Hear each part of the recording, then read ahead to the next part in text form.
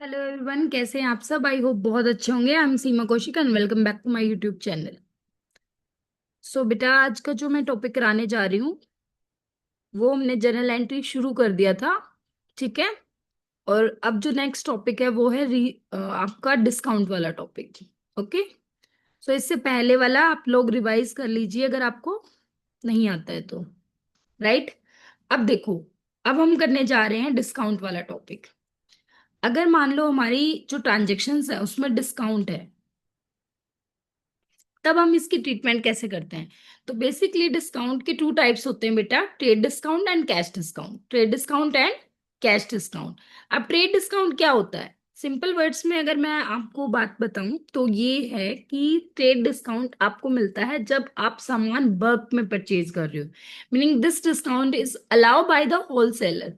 जो होलसेलर है और जो मैन्युफैक्चरर है वो आपको ये ट्रेड डिस्काउंट देता है to the retailer, meaning retailer को, at a fix percentage on the listed price of the goods. Meaning for example, अगर गुड्स का प्राइस 50,000 रुपीज है तो इस 50,000 रुपीज पर, इस लिस्ट प्राइस पर वो फिक्स परसेंटेज से, फॉर एग्जांपल 10% दे देगा कि 10% ले लो अगर आप सारा सामान परचेज कर लेते हो तो। Right. It is allow when goods are purchase in bulk. ये आपको मिलेगा कब बेटा, ध्यान दो प्लीज। ट्रेड डिस्काउंट आपको कब मिलेगा, जब आप जो सामान है वो बल्क में परचेज कर रहे हो। ठीक है, लार्ज क्वांटिटी में परचेज कर रहे हो। This discount is allow both on credit as well as cash transaction. Important बात ये है बेटा जी, जो ट्रेड डिस्काउंट होता है आपका, उसमें ये बिल्कुल भी मेंशन नहीं करना होता कि आपको कैश में अगर ट्रांजेक्शन कर रहे हो तभी मिलेगा। ट्रेड डिस्काउंट बल्क में अगर आप सामान परचेज कर रहे हो तो मिलता है। मीनिंग कैश में परचेज कर रहे हो, क्रेडिट में परचेज कर रहे हो, उससे कोई फर्क नहीं पड़ता। राइट।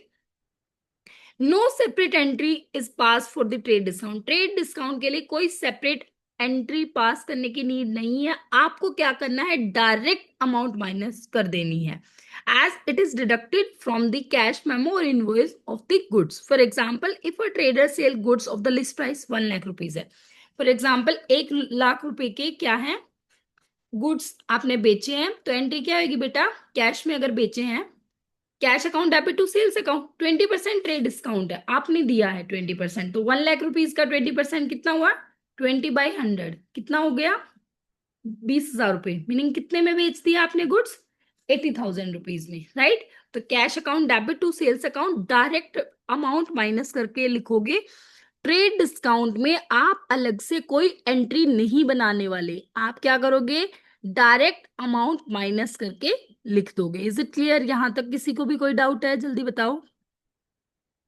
आगे देखो, if the goods sold at trade discount are returned by the customer, the amount of trade discount is again deducted from the list price of the return of goods।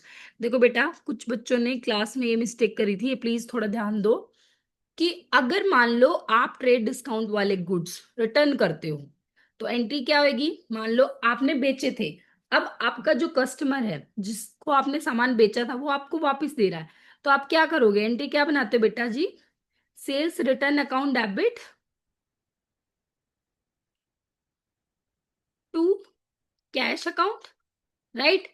अगर मान लो गुड्स जो list price 50,000 वाले थे वो वापस करे, तो अब 50,000 का 20% कितना हुआ, 10,000 रुपीज। अब 10,000 माइनस करके 40,000 लिखोगे, ना कि 50,000 ही लिखोगे। बात समझ रहे हो।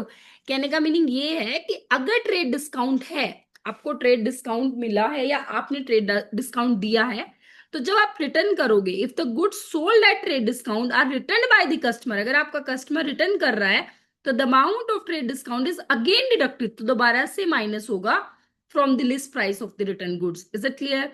अब अभी तक क्या समझ में आया आप लोगों को ट्रेड डिस्काउंट में, अभी तक आपको क्या समझ आया बेटा जी। ट्रेड डिस्काउंट होलसेलर और मैन्युफैक्चरर देता है रिटेलर को, क्योंकि आप बल्क में सामान को परचेज कर रहे हो। इसमें ये बिल्कुल भी नहीं होता कि आप कैश ट्रांजेक्शन ही करोगे, अगर आप क्रेडिट में भी ट्रांजेक्शन कर रहे हो तब भी आपको ट्रेड डिस्काउंट मिलेगा। Is it clear. अब हम आते हैं कैश डिस्काउंट में। राइट। कैश डिस्काउंट क्या होता है, ध्यान से देखो। कैश डिस्काउंट कह रहा है this discount is allowed to the customer for making prompt और अर्ली पेमेंट। मतलब का क्या है इसका कि कैश डिस्काउंट जब मिलेगा जब आप अर्ली पेमेंट कस्टमर से लेना चाह रहे हो। ठीक है, आप कस्टमर को कैश डिस्काउंट कब दोगे ताकि वो फटाफट आपकी पेमेंट कर दे, right. In other words cash discount is allow only if the customer make the payment within a fix period, या फिर आप ऐसी कोई कंडीशन लगा देते हो कि आपको कैश डिस्काउंट तब मिलेगा, आप कस्टमर को कैश डिस्काउंट तब दोगे जब एक ये फिक्स पीरियड है, मीनिंग फॉर एग्जांपल 15 डेज में अगर आप पेमेंट कर देते हो तो हम आपको इतना कैश डिस्काउंट दे देंगे, right. Such discount motivate the customer to make the payment at the earliest. ये जो कैश डिस्काउंट होता है बेटा जी, ये क्यों दिया जाता है ताकि आप कस्टमर को मोटिवेट कर सको कि वो फटाफट पेमेंट कर दे, right. As the discount is allowed at the time of making payment. So the entry of cash discount is recorded along with the entry for the payment. ये यूं कहना चाह रहा है कि एंट्री कैश डिस्काउंट की रिकॉर्ड की जाएगी पेमेंट के साथ, right. Discount is a nominal account and as such it is debited when it is allowed to a customer and credit when it is receive. बेटा जी ये फिर कॉम्प्लिकेटेड है, टेंशन मत लो। इसने ये बोला 3 टाइप के अकाउंट होते हैं ना हमारे, नॉमिनल, रियल और पर्सनल। नॉमिनल अकाउंट क्या बोलता है, डेबिट और एक्सपेंसेस और लॉसेस, क्रेडिट और इनकम और गेन। पर्सनल अकाउंट क्या बोलता है, debit the receiver, credit the giver. Real account क्या बोलता है, debit what comes in, credit what goes out. तो ये कह रहा है कि जो डिस्काउंट है वो एक नॉमिनल अकाउंट है, और नॉमिनल अकाउंट का मतलब होता है कि जो एक्सपेंसेस है वो डेबिट होगा। दैट मीन्स अगर आप किसी को डिस्काउंट अलाउ कर रहे हो, आप किसी को डिस्काउंट दे रहे हो तो वो डेबिट हो जाएगा, और अगर आप डिस्काउंट रिसीव कर रहे हो, ठीक है, आप डिस्काउंट रिसीव कर रहे हो तो वो क्रेडिट हो जाएगा। सिंपल वर्ड से रिपीट करके देख लेना, राइट। यहां तक किसी को कोई डाउट हो तो पूछ लो। आगे चलते हैं, distinction between trade discount and cash discount में डिफरेंस क्या है। मैंने आपको एक बात बताई है बेटा जी, डिफरेंस कभी भी लिखोगे आप लोग क्या करोगे, बेसिक्स ऑफ डिफरेंस को बीच में लिखोगे, राइट। बेसिक्स ऑफ, इधर लिखना ट्रेड डिस्काउंट, इधर लिखना कैश डिस्काउंट, और बीच में लिखोगे बेसिक्स ऑफ डिफरेंस, राइट। अब देखो फर्स्ट पॉइंट हमारा मीनिंग, ट्रेड डिस्काउंट का मीनिंग क्या है, trade discount is allow by wholesaler और manufacturer to the retailer at a fix percentage on the printed price list.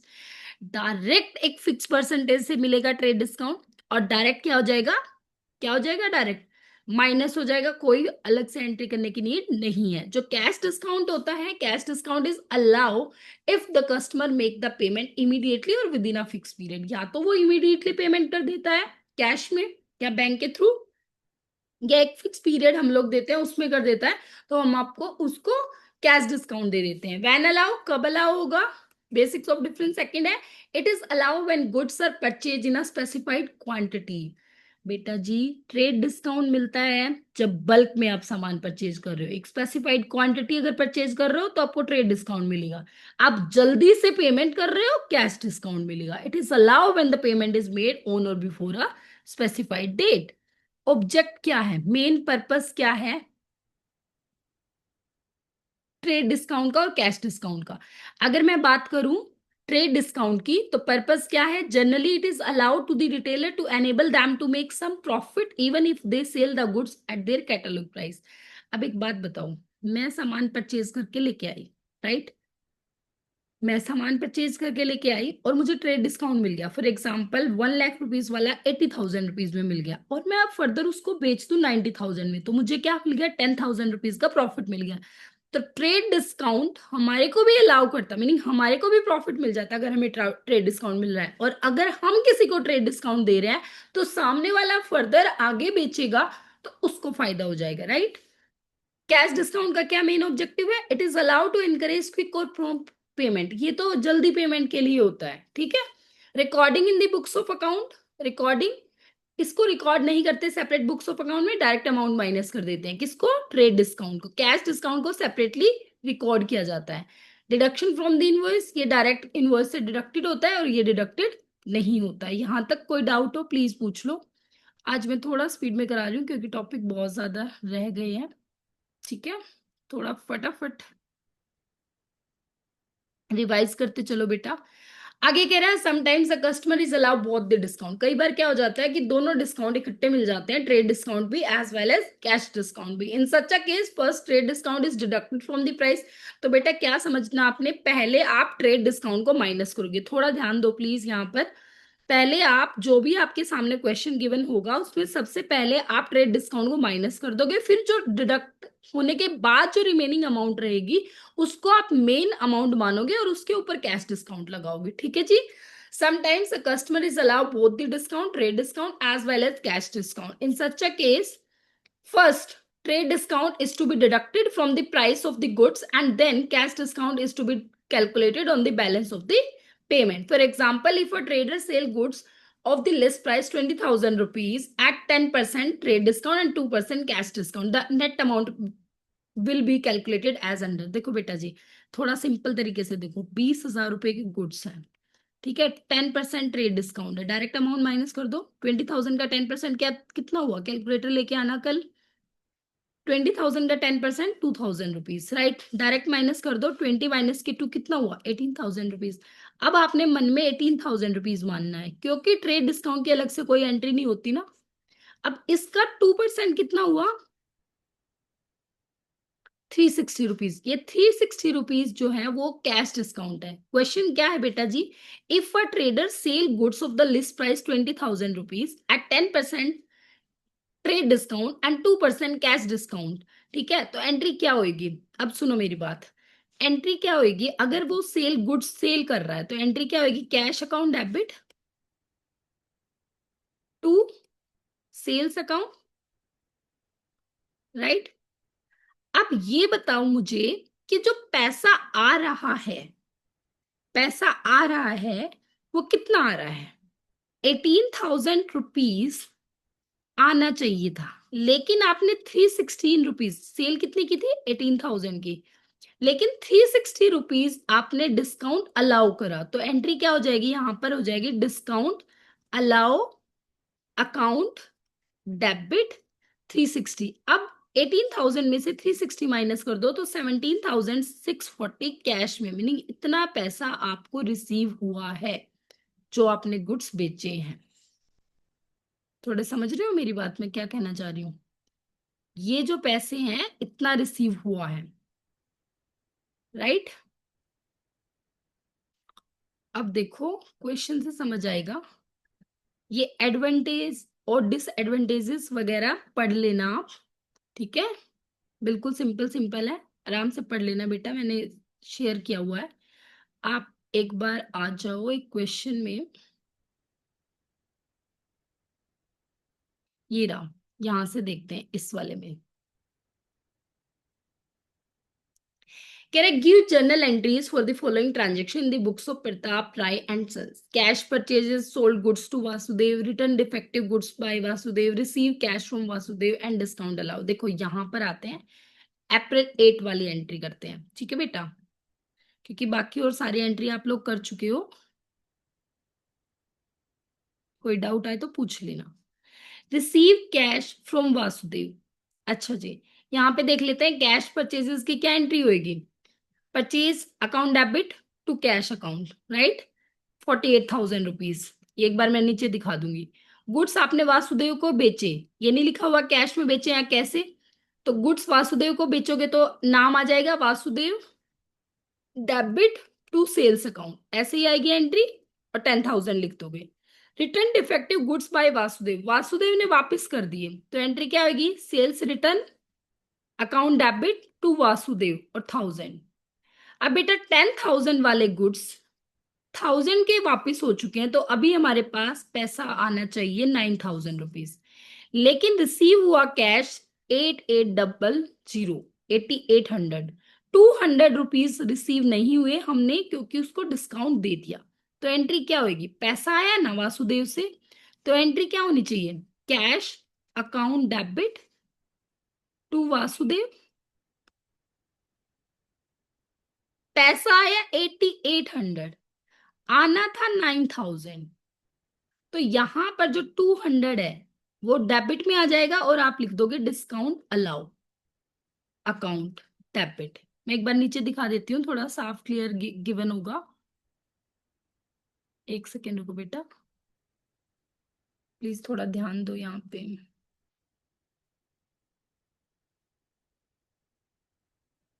देखो, पहली एंट्री क्या थी, कैश परचेजेस 48,000 रुपीज।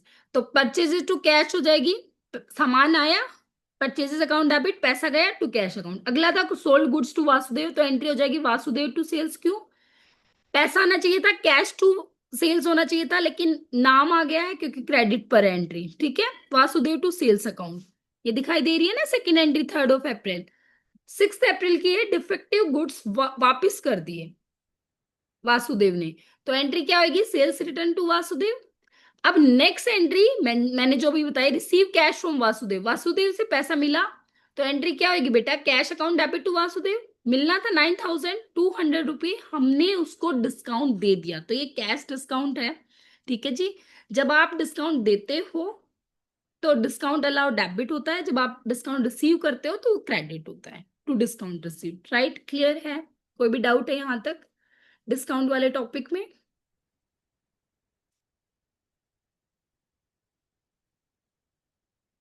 एक बार ये क्वेश्चन और दिखा देती हूँ बेटा, क्वेश्चन नंबर 6, ये और प्लीज थोड़ा ध्यान से देख लो।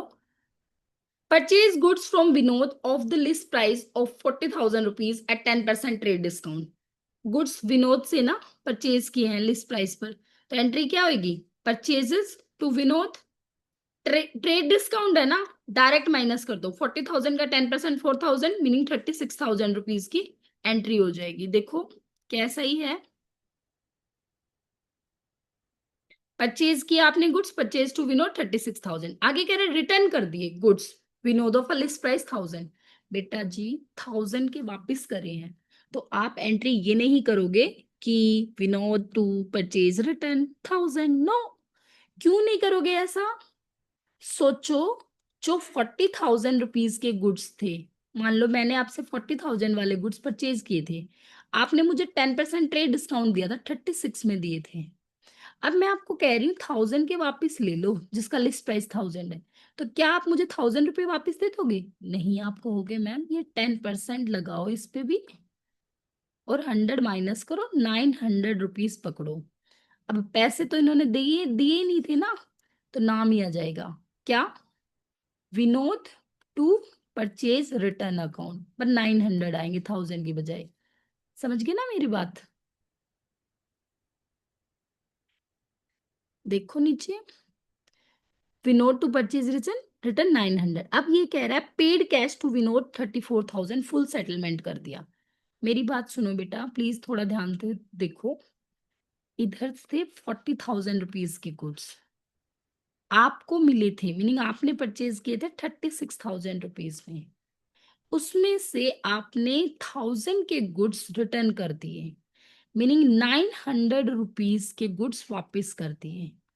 तो अब रह गया आपके पास 35,100, पैसा आपको मिलना चाहिए, मिलना चाहिए ना, इतना पैसा विनोद परचेज नहीं, सॉरी सॉरी सॉरी, मैं क्या कहना चाह रही हूँ, परचेज गुड्स विनोद से आपने परचेज किए थे ना, तो इतना पैसा आपने विनोद को देना है, 35,100 रुपीज।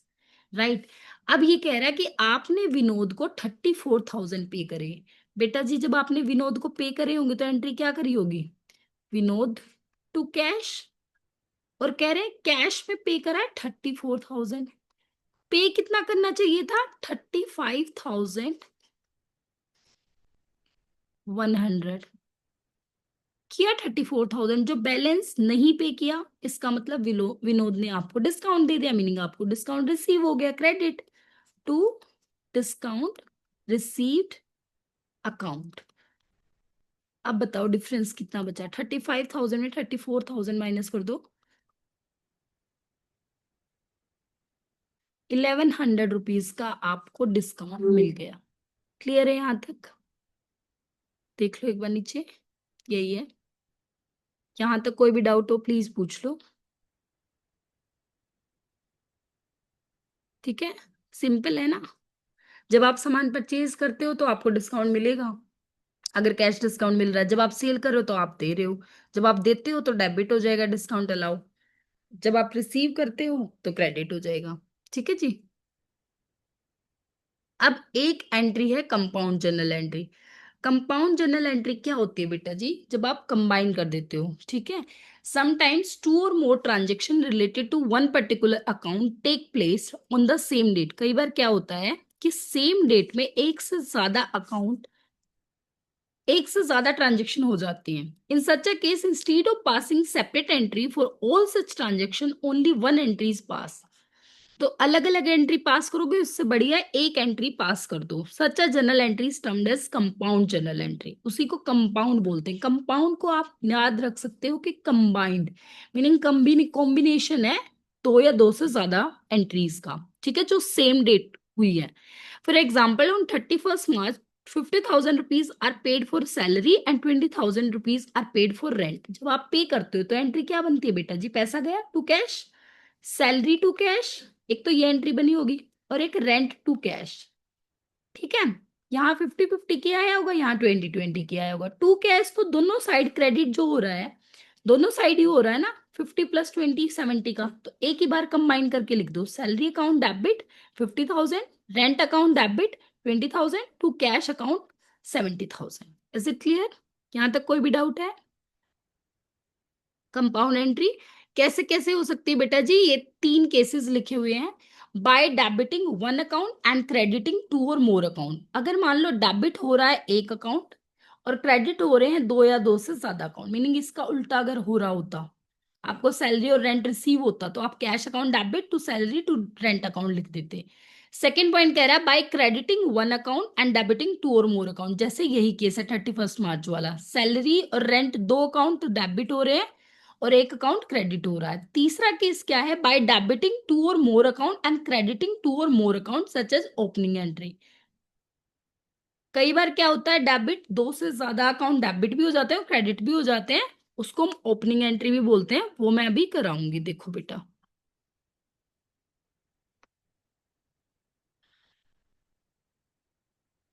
ये ओपनिंग एंट्री क्या होती है? ओपनिंग एंट्री कह रहा है every firm start it's new book in the beginning of each year.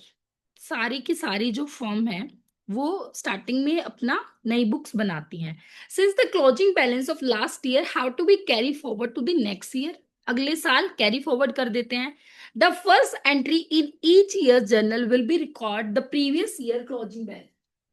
जो फर्स्ट एंट्री होती है, ठीक है, जर्नल की, उस प्रीवियस ईयर के जो क्लोजिंग बैलेंस की होती है उसको आप रिकॉर्ड करते हो न्यू ईयर में, of all the assets and liabilities as it is the first entry. क्योंकि ये फर्स्ट एंट्री होती है इसलिए इसको ओपनिंग एंट्री बोलते हैं। बेटा जी पिछले साल की तो वो क्लोजिंग बैलेंस है, बट क्योंकि आज हम बनाने जा रहे हैं नया अकाउंट तो हम उसको ओपनिंग एंट्री बोलते हैं।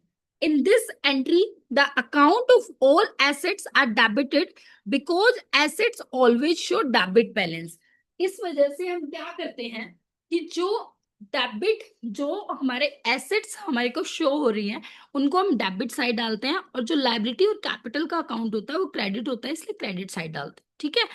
If the balance of capital account is not given in the question, अगर कैपिटल अकाउंट नहीं गिवन होता और हमें जब लगता है कि एसेट्स और लाइबिलिटीज का टोटल एसेट्स का ज्यादा आ रहा है, लाइबिलिटी का कम आ रहा है, तो हम बैलेंस को कैपिटल अकाउंट में शो कर देते हैं, ठीक है। इसी तरीके से अगर हमें ऐसा लगता है एसेट्स जो है वो कम है और लाइबिलिटीज ज्यादा है, तो जो डिफरेंस होता है उसको हम गुडविल में डाल देते हैं डेबिट साइड। राइट, क्लियर है? एग्जाम्पल देखो बेटा, दे रखा है। For example the following balances appear in the books of Kopar on 1 April 2018। Assets का ये दे रखा है, कैश दे रखा है, बैंक बैलेंस दे रखा है, स्टॉक दे रखा है, डेटर्स में नाम दे रखे हैं अलग अलग, अशोक, पवन, विवेक, तो अलग अलग नाम लिखोगे, खाली डेटर 47,000 नहीं लिखोगे, राइट।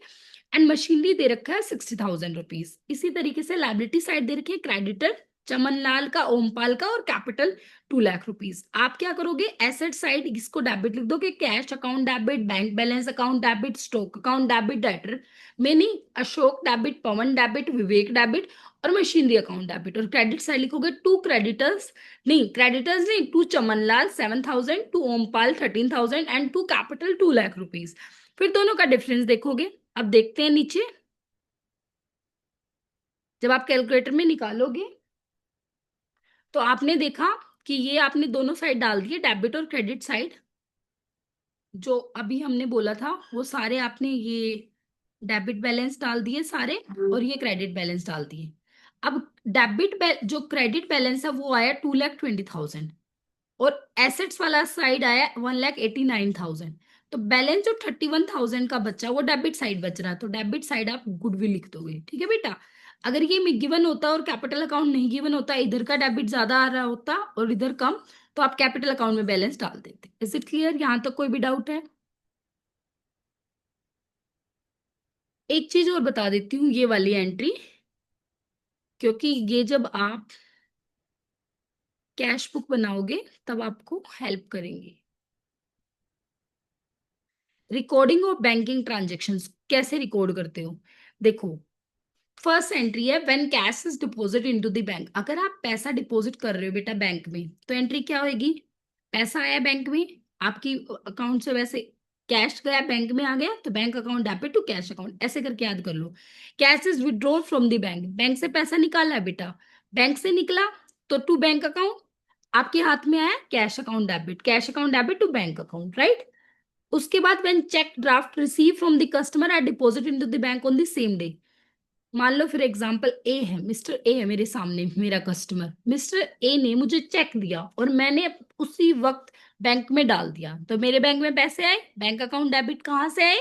कस्टमर के पर्सनल अकाउंट से आए, ठीक है, ए से आए टू मिस्टर ए, राइट। अब फोर क्या है? When cheque draft are receive from the customer and not send to the bank on the same day. मतलब कि मिस्टर ए ने मुझे दे दिया, लेकिन मैंने उसको उस चेक को अपने हाथ में रखा, बैंक में डिपॉजिट नहीं कराया, तो मुझे चेक तो मिल गया ना, तो मैं क्या लिखूंगी? Cheque in hand account debit to customer personal account, या लिख दूंगी टू मिस्टर ए। आगे कह रहा है on the date when about cheque draft are sent to the bank. अब जो मैंने हाथ में रखा था चेक, अब मैं उसको बैंक में डिपॉजिट कराए, तो बैंक में पैसा आया, bank account debit to cheque in hand, right. यहां तक कोई भी डाउट है? आगे है सिक्स पॉइंट। सिक्स पॉइंट क्या कह रहा है बेटा? देखो, एक बार डिलीट कर दू ये, क्लियर। सिक्स पॉइंट कह रहा है when customer directly deposit the amount in your bank. अब मिस्टर ए मेरे अकाउंट में डायरेक्टली पैसा डिपॉजिट करा देता है, तो मेरे पैसा आया, बैंक अकाउंट डेबिट कहां से आया? मिस्टर ए के पास से टू मिस्टर ए या to customer personal account, right. When a cheque previously deposit into the bank is dishonoured. वो डिसऑनर हो गया, मीनिंग जो मिस्टर ए ने मुझे चेक दिया था उसके बैंक में पैसे ही नहीं मिले, तो उल्टी एंट्री हो जाएगी। जब दिया था बैंक में डिपॉजिट कराया था तो एंट्री थी bank to personal to customer personal, अब उल्टी हो जाएगी customer personal account debit to bank account, ठीक है। एट्थ ए क्या कह रहा है? When a cheque is receive from a customer, जो चेक मुझे रिसीव हुआ कस्टमर से, कस्टमर मतलब mister A, and discount is allowed to him and if the cheque is deposit in the bank on the same day. मतलब कि बेटा जी, अगर customer का ये जो डिस्काउंट वाला फंडा नहीं होता, तो क्या एंट्री बनाते हैं हम? बैंक टू कस्टमर पर्सनल, यही ना, पैसा आया bank account debit to customer personal account, लेकिन हमने उसको अलाउ करा है, वो हमारा कस्टमर है, डिस्काउंट अलाउ का अकाउंट कौन सा होगा? अलाउ का डेबिट, तो एंट्री क्या हो जाएगी? Bank account debit discount allow account debit to customer personal account, right. B देखो जल्दी, प्लीज ध्यान दो यहाँ पे, जिस बच्चे का ध्यान इधर उधर हो गया हो वो पीछे जाके दोबारा से देखो, ठीक है। Eight B, in case the about cheque is dishonour, the discount allowed to the customer will also be withdraw. Yes, ऊपर वाली एंट्री एट्थ ए वाली डिसओनर हो गई, तो क्या करोगे? एंट्री को उल्टी कर दोगे बस, customer personal account debit to bank account to discount allow account, right. Ninth क्या कह रहा है? When payment is made by issue of a cheque, जो आपने पेमेंट की है वो आपने चेक के थ्रू की है, मीनिंग आपके पास से पैसे की बजाय बैंक जाएगा, राइट। तो personal account debit to bank, पैसा गया टू कैश आता, लेकिन चेक गया टू बैंक, राइट। टेन क्या कह रहा है? When expenses are paid by issue for cheque, meaning आपने खर्चे पे करे चेक के थ्रू, तो expenses account debit to bank account. Is it clear? Any doubt? बिल्कुल सिंपल है बेटा। 11 क्या कह रहा है? When cash is withdraw from the bank for the personal use of the proprietor. When cash is withdraw, मतलब कि आपने कैश विड्रॉ किया है, क्यों विड्रॉ किया आपने कैश? पर्सनल यूज के लिए, तो पैसा तो निकला ना, जब पैसा निकलेगा तो टू बैंक अकाउंट आएगा। और जब भी हमारा जो पर्सनल यूज के लिए, प्रोप्राइटर होता है बेटा, ओनर, जब ओनर पर्सनल यूज के लिए कुछ भी पैसा निकालता है, तो वो ड्राइंग होती है। क्या होती है? ड्राइंग। न्यू स्टूडेंट्स जिनको ड्राइंग का नहीं मीनिंग पता, वो प्लीज ध्यान दो। जब भी कोई भी ओनर पर्सनल यूज के लिए कुछ निकालता है, ठीक है, तो उसको ड्राइंग बोलते हैं। और जब ओनर पैसा लगाता है किसी बिजनेस में, तो उसको कैपिटल बोलते हैं। क्या बोलते हैं? कैपिटल। यहां तक कोई भी डाउट है? ओके जी, अभी कुछ मैंने पॉइंट्स, अच्छा ओके ओके है। 12A में है, when interest is charge by the bank. अगर इंटरेस्ट चार्ज कर रहा है बैंक, मीनिंग क्या? इंटरेस्ट चार्ज किया, एक तरीके से रेंट की तरह ही, एक्सपेंसेस की तरह ही, तो interest account debit to bank account. When interest is allow by the bank, आपको बैंक ने इंटरेस्ट दिया, उल्टी हो जाएगी, bank account debit to interest receive account, right. When bank charges some amount for the services rendered by the bank, services के लिए पैसा काट लिया, चार्जेस काट लिए, तो आपका नुकसान है। Bank charges account debit to bank account, simple. ये 13 एंट्रीज भी देख लेना बेटा, यहां तक आपका ये वाला पोर्शन कंप्लीट हो गया है। फिर जीएसटी वाला टॉपिक देखती हूँ, आज कराती हूँ या कल, राइट। फिर हम करते हैं next topic. Thank you, have a nice day.